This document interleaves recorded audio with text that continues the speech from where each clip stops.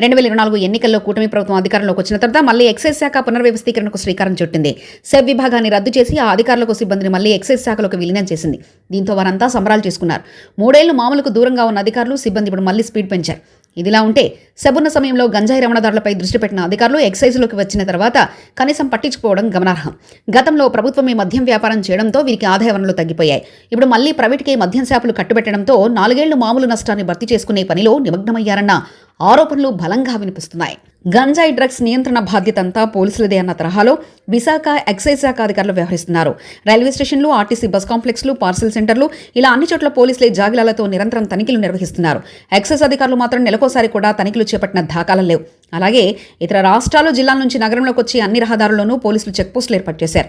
ఒడిశా, ఇతర రాష్ట్రాల నుంచి విశాఖ మీదుగా గంజాయిని తరలిస్తున్న వారిని చాకచక్యంగా పట్టుకున్నారు. ఈ తనిఖీల సమయంలో కూడా ఎక్సైజ్ అధికారులు నామమాత్రంగా కూడా పాల్గొనడం లేదు.